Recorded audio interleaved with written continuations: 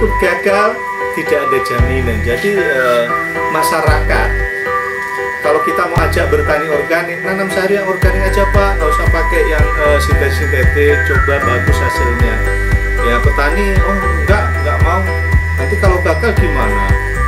Jaminannya apa? Jadi kan nggak ada jaminan nanti kalau terjadi kegagalan. Pertama ya pengalaman masyarakat takut, mereka merasa itu sulit, lalu mereka takut untuk gagal, nggak mau mengulangi pengalaman yang kedua ya biasanya.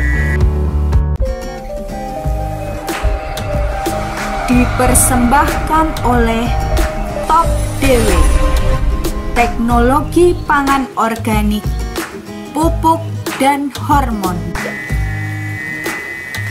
Sobat pertanian organik milenial, ketemu lagi di channel kita Top DW. Pada kesempatan ini kita akan menjawab pertanyaan yang keenam. Apa tantangan bertani organik? Sobat semua, bagi yang baru datang di channel Top DW, kita informasikan bahwa channel Top DW ini berisi tentang pertanian organik milenial, teknologinya, nanti bagaimana kita menciptakan pangan keluarga berkualitas. Jadi kita mengembangkan aquaponik, microgreens ya, dalam order farming, dan juga pertanian di lahan luas. Ini berhubungan dengan pangan. Jadi sobat semua yang sudah tahu channel Top DW, silakan di like, share, komen, dan subscribe ya. Dan juga ditekan tombol loncengnya biar dapat konfirmasi nanti dalam video-video kita selanjutnya.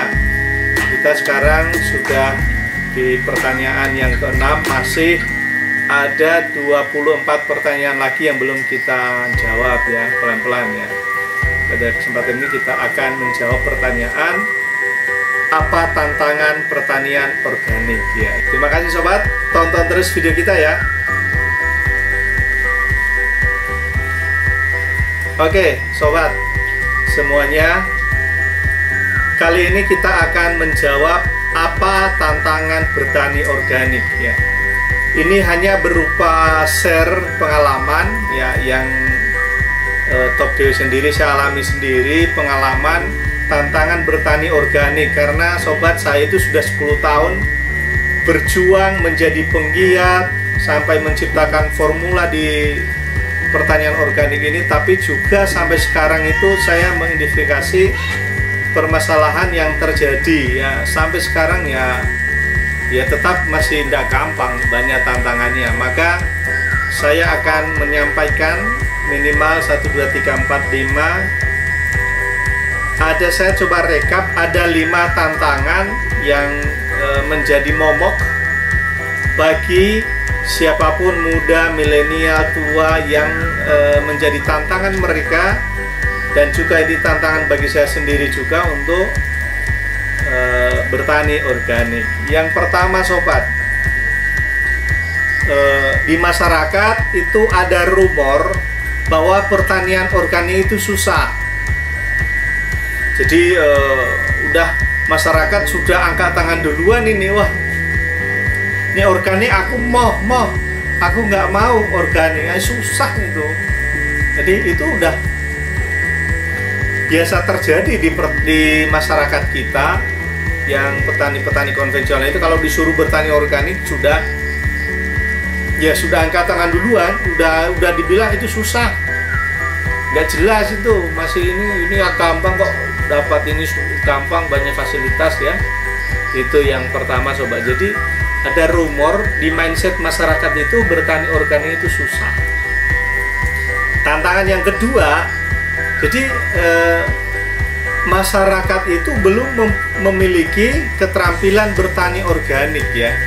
Jadi ini menjadi tantangan juga, karena kalau masyarakat tiba-tiba diajak bertani organik tapi dia belum terampil, yang terjadi adalah gagal produksi pertaniannya. Ini tantangan yang luar biasa juga, bagaimana sistem bertani organik itu sukses kalau selama masyarakat belum terampil. Dan umumnya sampai sekarang itu sangat jarang masyarakat yang sudah terampil dalam bertani organik ya. Oke, mungkin kita bahas sedikit mengenai keterampilan ini. Keterampilan ini banyak sobat. Keterampilan mengenai bagaimana mengelola lahannya secara organik. Keterampilan bagaimana mengelola pupuknya, pupuk komposnya secara baik. Keterampilan bagaimana memproduksi, membuat pestisida organiknya. Keterampilan bagaimana dia menciptakan sistem budidayanya. Jadi itu keterampilan yang belum dimiliki masyarakat. Maka yang terjadi biasanya adalah kalau mereka mau nyoba-nyoba itu gagal. Dan setelah gagal biasanya beralih lagi, tidak melanjutkan pertanian organik dan menegaskan poin yang pertama tadi bahwa pertanian organik itu sulit, ya itu. Oke, poin yang ketiga, fasilitas sangat terbatas. Jadi kalau ada orang sekarang yang mau bertani organik, ya kesulitan dengan fasilitas-fasilitas ya. Karena keterampilannya belum ada. Yang kedua, nomor 3, fasilitasnya. Mau cari pupuknya susah. Ya, juga mau cari pestisida organiknya di mana ya kesulitan juga. Mau buat ya belum tahu cara buatnya ya. Jadi ada keterbatasan fasilitas ya kalau bagian pertanian organik, karena ya mungkin support secara sistematis dari pusat sampai masyarakat itu belum terjadi. Secara aturan, mungkin aturan mainnya bagaimana itu dibangun beda dengan konvensional ya, tapi organik itu belum terjadi. Jadi fasilitasnya sangat minim kalau kita mau berjuang. Jadi saya mengalami sendiri, saya itu berjuang sendiri-sendiri, melakukan buat web ya, buat Facebook, buat Instagram, menjelaskan mengenai pertanian organik ya. Ya ada beberapa lembaga organik ya, seperti lembaga sertifikasi, tapi kan belum booming itu loh, belum menjadi organik itu kebutuhan kita, maka kita harus lakukan ya.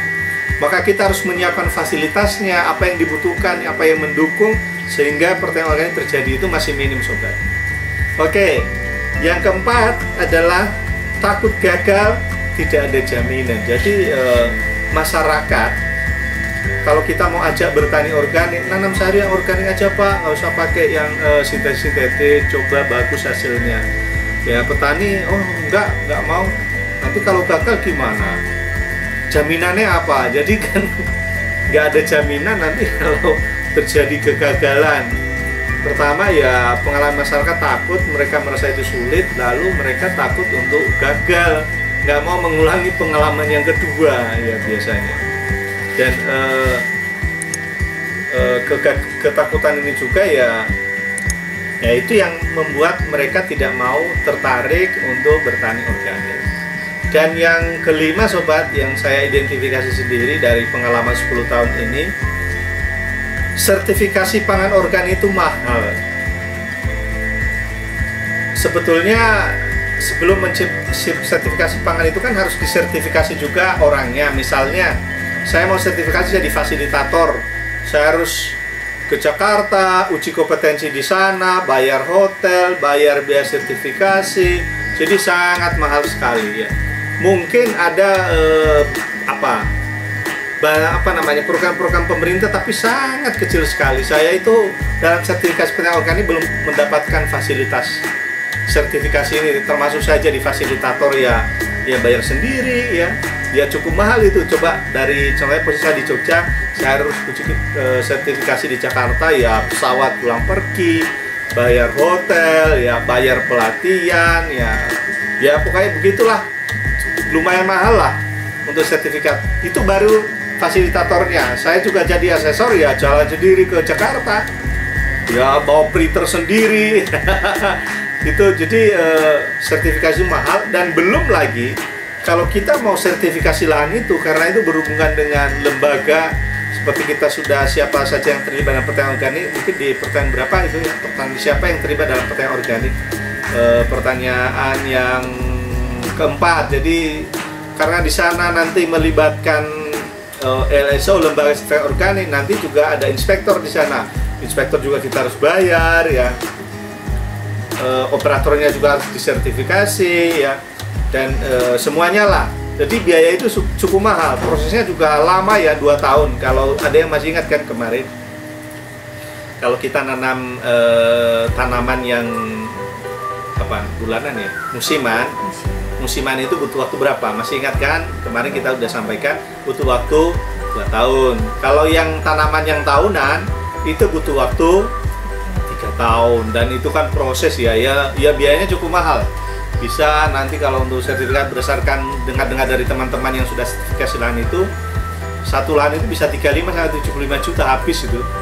Karena itu harus pertemuan bersama, pembinaan, diklat, ya itu semuanya mahal. Jadi ada lima sobat tantangan bertani organik yang membuat orang sekarang ya kesulitan.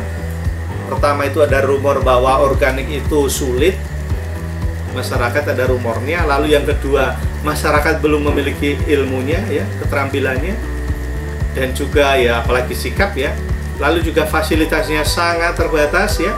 Fasilitas ini dari pemerintah, dari dinas-dinas terkait mengenai pupuk organik. Lalu karena semuanya itu, lalu yang keempat itu petani itu akhirnya mereka takut gagal karena mereka nggak dapat garansi jaminan berhasil. Lalu yang kelima sobat, itu sertifikasi pangan organik itu mahal.